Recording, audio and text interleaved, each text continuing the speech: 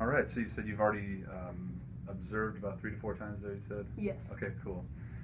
So tell me about yourself. Where, I guess maybe the big biographic questions. Where are you from? How did you get into teaching? Okay. Mm-hmm. I'm from Fordland, Missouri, Mm-hmm. which is just about 20 miles east of Springfield. How I got into teaching, my aunt is a teacher, and she's kind of always wanted me to pursue that path. She thought I'd be good at it. So when I was younger, I spent a lot of time helping her decorate her classroom. She was 5th grade. In Fordland? Yes. Okay. Yep, she started out in Fordland and ended up in Rogersville. Oh. But yeah, so I helped her, and then as I was going through school, I always seemed to be helping all of my classmates. And when I got into college, I went to play sports, and so I kind of bounced around majors a lot. And this is just kind of where I ended up. I realized that I had been doing it pretty much my entire life, and it's actually pretty good at it. Yeah. So what did you start out as? If you say you jumped around from majors for a while. I was a mathematics major whenever I first went to college. And then how did that switch over to science education? Science education. From there, I went to accounting and didn't really care to sit behind a desk. And during that semester, I went to a state park a lot and was kayaking and fishing and just being outside a lot. And I was like, really like this, so I switched to conservation when I came to Missouri State. And natural resources, I went that route, and then decided I wanted to teach, and since I loved science and the outdoors so much, that's kind of where I ended up. Cool.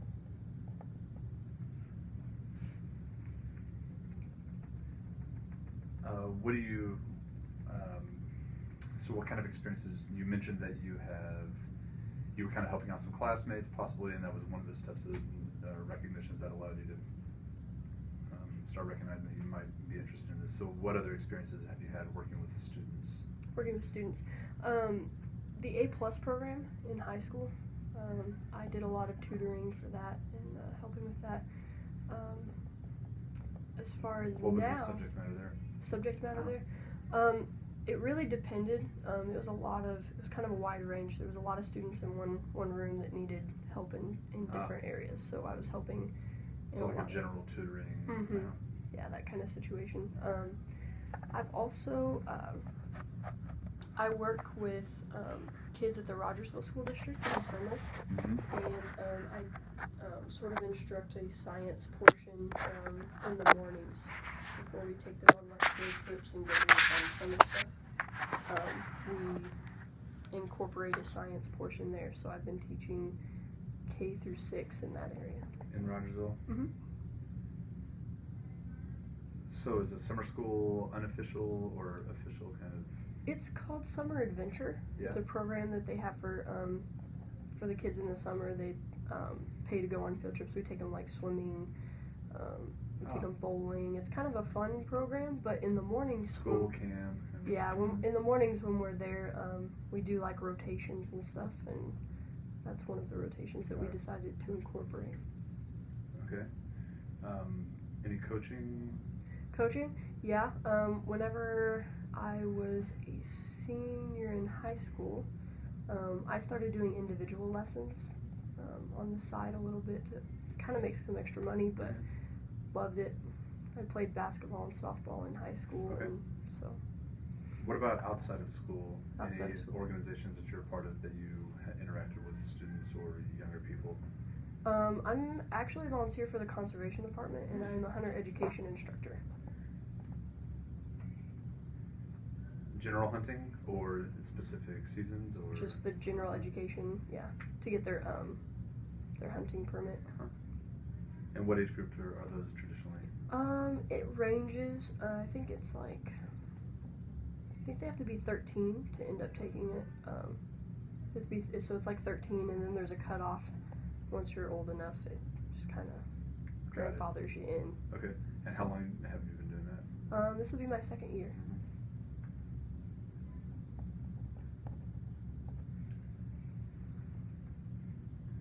So actually, in the classroom, you would say that the A+ tutoring, and then the Rogersville experience are actually like more structured in the classroom, and outside of school, the conservation and then the coaching, so you can work with young people. So what activities have you completed this far as part of your practicum experience? So what are the components, what are the general ideas of your practicum experience?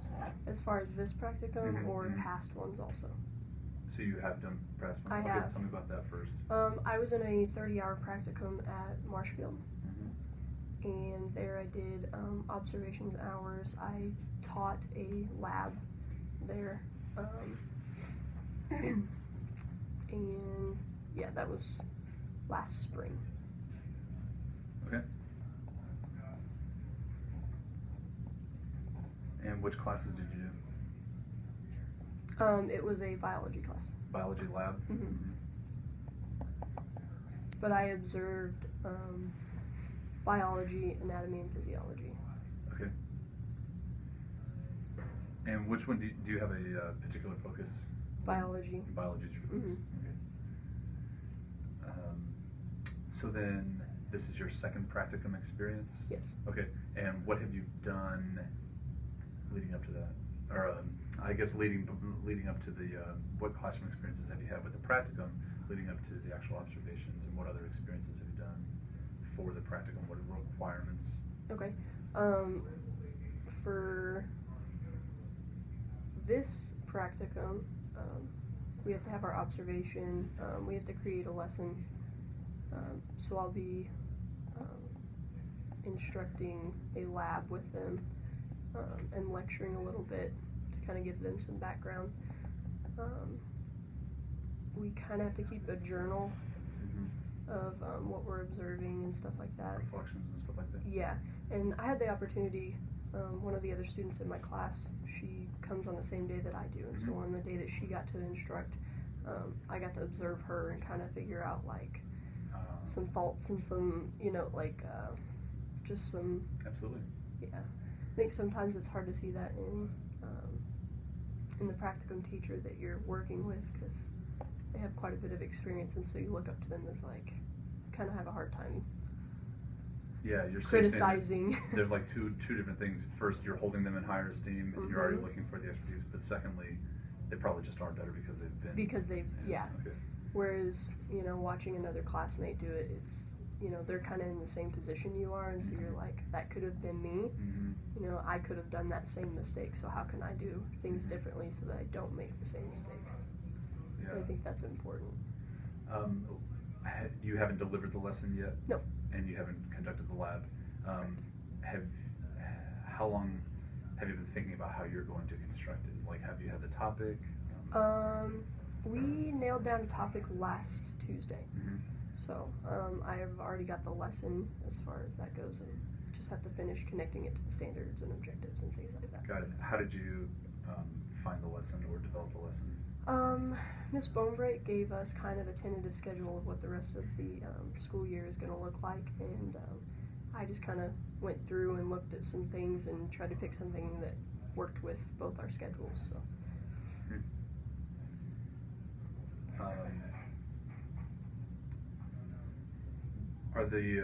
Which parts are useful when it comes to the observations, planning, the actual lesson delivery, reflections, the journal? Which ones are most useful?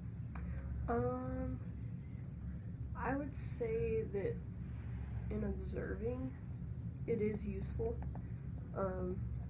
I've observed, especially with being here at Greenwood, and I was in a public school at Marshfield, and so there's just some very big differences in the way that the students kind of, like, they're out in the hallway just hanging out, or there's a lot more technology here, I think, than Okay. Than there. I'll follow up with that in a second. I'm going to ask you about demographics and stuff like that. So the observation has been beneficial. How beneficial do you think the reflection journal has been? I actually haven't written my reflections. I have kind of went through and put what we've done that day, some things that I've noticed, just kind of bullet pointed out, but one of the biggest reflection things was, again, just watching my classmate present, and when I watch like Miss Bone Break, I look for things that I'll use in my classroom, and I think that's important. And so in those reflections, those are some things that I'll highlight and try to bring forward.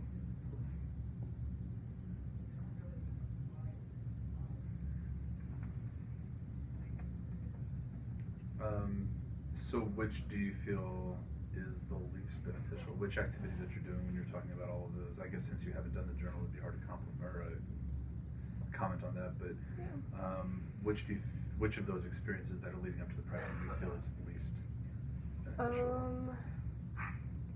I think least beneficial. Everything kind of has its purpose, and so personally, I would say that just the observation itself would probably be the least important for me, just because I've watched it my entire life. I've been in school for too many years, and whether you realize it or not, you've been watching teaching your entire life when you're in school. And so now that I'm in these classes, I can reflect even on those experience of observations and tie them into what I can take away from those. Sure. So I think the reflection would probably be most important, and then the actual hands-on actually doing, and then of course the observation. Great. So you haven't completed the practicum yet. Are there kind of a two-pronged question, get at the same thing. So are there things that you're hoping for to happen by the time you complete this practicum that you're expecting, or are there things that you know will not be part of this practicum that you wish were part of the practicum? Does that make sense? So you already had the experience of the other practicum, and you knew there was this one time, something happened. You're waiting for that to happen in this one, or were there activities that you were hoping to get to do that you're not going to have either time to, or wasn't part of the class, or it's not within the purview? Right. I think for me, one of the major things with these practicums is you don't get to be in that classroom enough to really get to know the students. And that, of course, is a big part of teaching, is actually getting to know your students. And so those are some of the things that I wish could happen, which I realize when you student teach, that kind of comes later. But it would be nice to kind of know further about these students and try to be here more than just how would you do that? It's a good question. Yeah. I wonder how you could structure a practicum to where you could get to know the kids better. Yeah. What would it look like? What do you think? I'm not sure. Whenever I taught my lesson at Marshfield, one of my instructional delivery faults was that where I was standing in the classroom, she had a student that didn't hear very well out of one ear, and where I was standing, he couldn't really hear me. And so that's something that could have been different had I knew the students a little bit better and kind of how they work. You didn't have access to that information, or you didn't have the time to develop that relationship to even get to know them? Correct. Yeah. Interesting.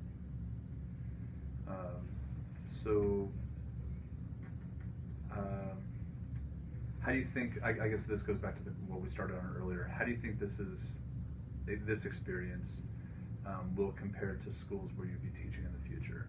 Do you plan on sticking with more of an element like Greenwood, or going back to a place that you're more familiar with, like Fordland? Right. I think comfortability-wise, being in a public school is maybe where I would be most comfortable. It's what I grew up in. It's where I went to school. But I think either way it would be fine. If I got an opportunity to teach in a school like Greenwood, I would obviously take it. They have quite a bit more resources that can be used and taken advantage of. What about demographics of the school? What do you